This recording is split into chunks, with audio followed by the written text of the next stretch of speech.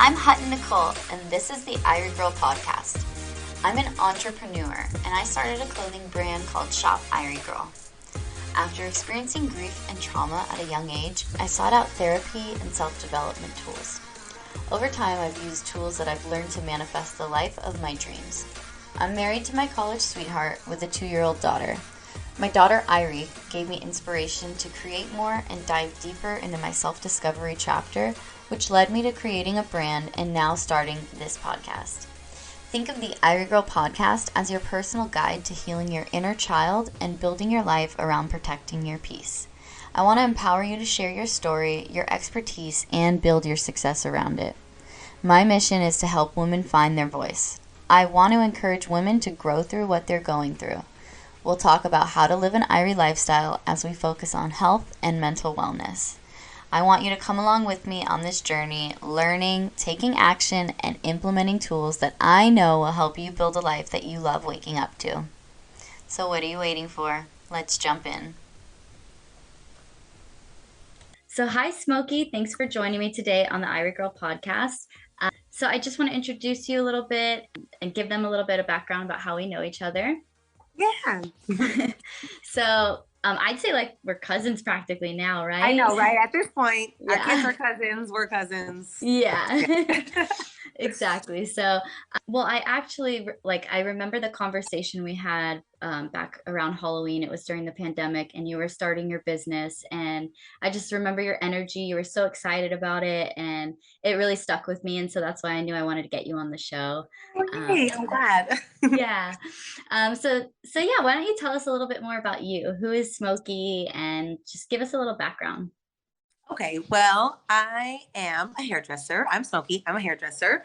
I didn't really always know for sure that I wanted to do hair. When I graduated high school, I was kind of on the fence between going to hair school or going to more of a traditional college route. I'm definitely not a bookworm. I'm not a desk person. I'm not a normal 9-to-5er kind of person. So I ended up going to the Fashion Institute for college, and I got my degree in visual communications, which is like anything that's visually pleasing, that's supposed to be, to draw people in, to market things or to sell things or to promote things or whatever. So it all kind of came together at some point. After I graduated from college, I never really got my teeth sunken into anything serious. I was working at Ruby's Diner for a long time, and I finally just decided to go back to school for hair, and kind of the rest is history.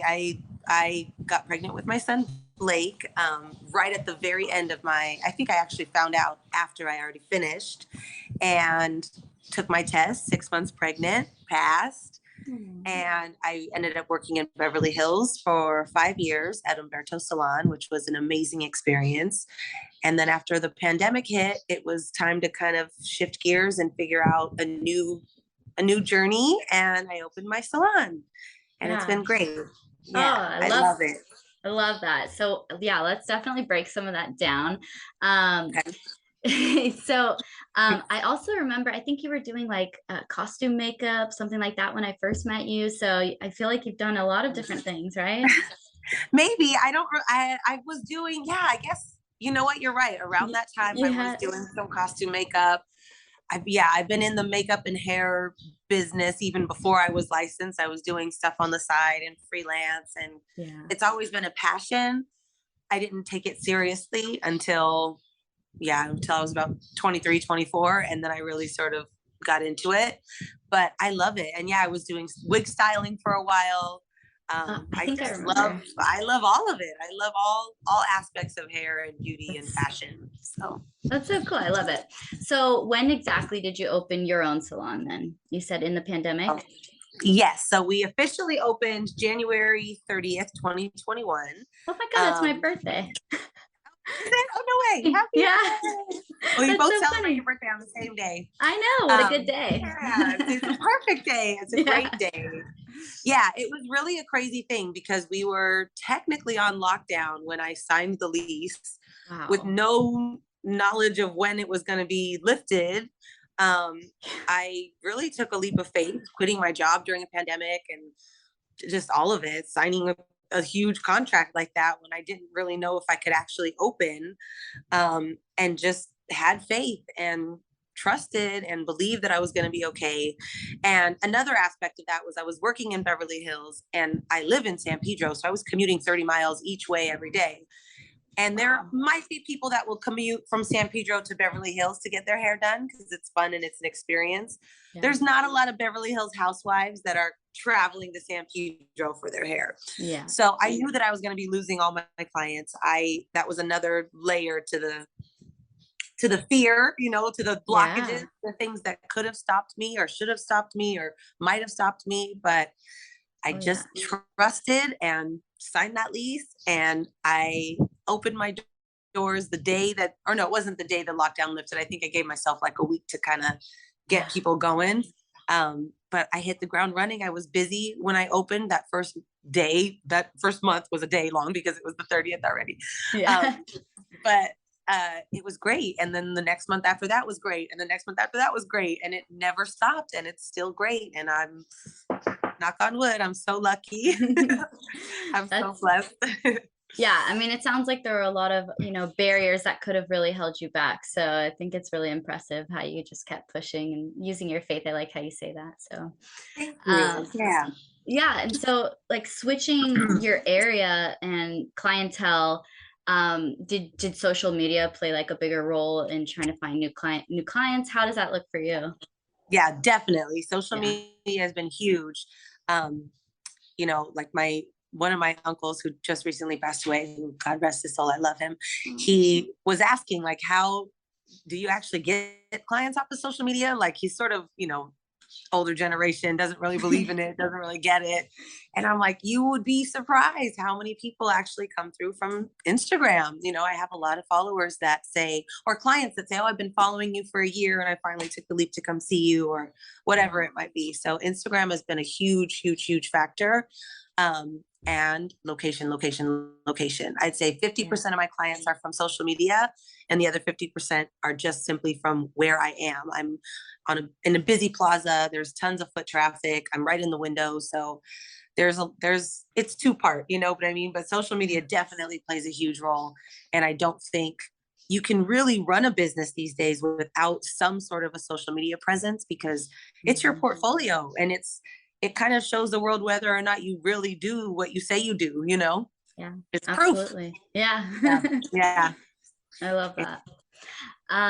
So I would say that, having a business is kind of like having another baby. So how do you balance work life as a parent? That's such a great thing that you said that, because I always say like, she's my baby. I'm like, hi baby. And I talk to my salon like she's a baby. Yeah. It has a whole persona. Yeah, totally. I love that.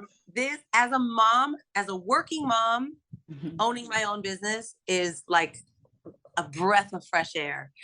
I don't have to ask for a day off. I don't have to beg for a day off. I don't have to trade for a day off. I don't have to call in, sick when he's sick. I don't have to worry at all. If there's something, I was telling somebody this recently, I'm not Target. You don't just expect me to be there. People see me as a human being. When I own my own business, I am the business. I am a person. And so if I need a day off, Blake had COVID recently and everybody understood, and I don't lose clients because of things like that. And that's huge. I'm not penalized, and no matter what job you're at, wherever you are, there's some sort of a penalty for taking too many days off, or, needing to switch your schedule around too often. So having the freedom to take Blake to work with me if I need to, or whatever, or he can spend a half day there and my mom picks him up. And the fact that I have a little waiting area for him and a TV, and it's my space, so I can put things in there for him. Yeah. And, it's wonderful that I have that. And his father also has that. He's also a business owner, and he also has a setup for Blake. And I think as a child of two parents that are entrepreneurs that have that, he is so lucky. He is so rich that he gets to be with both of us at work, see how we work, see how money is made, see how hard work happens, and be a part of it. I love that. That's awesome. Yeah. It is awesome. It really is awesome. I love it. Yeah, I hope one day to have like a storefront or something, and that just gives me ideas. So Yeah. People come in, they're like, "Where's Blake? Oh, I would yeah. love to see him." Oh, You I know, love it's that. nice. It's really Yeah. nice. So, what is your dream for the future of Good Hair Salon? Well, so it's a salon suite. Hmm. So I am a business within a business. I'm inside of Phoenix Salon Suites, and I just own a little small one chair thing. But I never, ever, ever saw myself owning my own salon. I had ideas for a barbershop of all things. I've always had a bunch of ideas for different boutiques or different little storefronts or different little businesses, but owning a hair salon was never one of those things. So it's weird that I'm doing it, but my reasons were pandemic based. I had to Hmm. shift. I had to do something. I couldn't keep making that drive and not making enough money to justify it. Yeah. So I lost my train of thought. um, Oh, back to the future of good hair. But yeah. yeah, I never really saw this being a thing. So to answer your question, I don't know. I Yeah. don't know if I want to expand to a 2 chair, 3 chair, 5 chair, 10 chair, if I want to get bigger. I don't know if I want to, I just hired an assistant. So Wow. that's like the biggest expansion I've had thus far. That's And it huge. is Yeah. exciting. It is huge. Yeah, it's Yeah. exciting. But I don't Congratulations. know. Managing a staff seems daunting, and oh, thank you. Yeah. So I don't know. I don't know. I'm trying not to get ahead of myself. I Yeah. know that I don't want to be, one thing is I know that I don't want to be behind the chair forever. I don't want to do hair forever, but I do Yeah. want to be in the industry forever. So there is a part two. There is a plan B somewhere. I just don't have it yet. Yeah, I love that too. And just enjoying kind of the moment that you're in right now. Yes, exactly. I'm taking Yeah. it day by day. Yeah, for now. Well, I love it. This has been so great. Yay. I I'm gonna wrap it up with one solid question. And if you could leave one piece of advice for our listeners who are thinking about starting a business but they're afraid to take the leap, what would you say? Don't be afraid to take the shoot. Make sure that that's what I always say. I'm taking a leap with a parachute. I'm jumping off a cliff, but I know that I have my skills to back me up. I have a somewhat of a following on social media. I've done a little bit of research. I know my neighborhood. Have a little bit of, a cushion that you can land on. Make sure that you're not just like free floating, but take the leap. But definitely take the leap. But make sure that you have your parachute strapped on. I love that. All Um, righty. and Yay. then if you want to just leave us with your website or your Instagram handles, Yes. anything that our followers can find you at. Definitely. So the salon name is Good Hair Suite, SUITE 32. And the Instagram is Good Hair Suite 32. Facebook, Good Hair Suite 32. Website, goodhairsuite32.com. You can book online through the apps, through Instagram, Facebook, or through my website, Good Hair Suite 32. Awesome. Well, thank you so much Thank for you so joining me much, today, guys. Smokey. This was so fun, and I can't wait to hopefully do it again in the future and see where you go from here. I would love to. I had a great time. Thank you. Bye, Smokey. Okay, Thanks. bye. Yes, I love that conversation. I just love Smokey's energy. I hope you guys had some great takeaways from it, like I did. Um, you may not know what you're gonna do with the rest of your life, and that's okay. Just take your time, enjoy the process, and you'll figure it out. And my biggest takeaway is just keep trying things until you do figure out, and then go with your gut and your intuition and chase your dreams. Follow what you love, but don't let the fear of starting hold you back. Simply try things, get exposure, get out there, try the thing that you think that you want to do, see if you love it, and then run with it. That's my best advice for you guys. And I love what she had to say about making that space for her son at her work, because that's just so special in this time. I think that's one of the things that we're really valuing as a human race. I think we all have come to a realization after the pandemic that we want our children to be learning in our presence. We want them to be working on their projects and their school side by side, while we're doing our work. And it is possible because we've proven that. We've seen it happen, and with our technology, there's no reason why it can't happen. So, obviously, do what you do for your kids, put them in school when you're really busy and you can't have them. Of course, I'm working on certain projects I plan when my daughter's not around. But I just think it's so incredible, so inspiring to see how other people are making it work and that it is possible, because that's one of my goals with starting this podcast, with starting my own businesses. It's just to be able to have the freedom and the flexibility to spend that time with my daughter and my family in general, and and show her how we still get things done, and that we still have to work hard, because I think those are valuable lessons. So, um, I will stop rambling, but yeah, I really enjoyed this episode. I hope you guys did too. And if you have any comments, questions, takeaways, anything, share.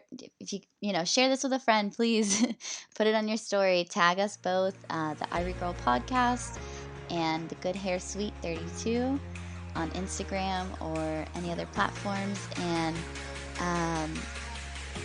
yeah, thank you again so much for joining me today, and I can't wait to talk to you guys again next time. Have a great week.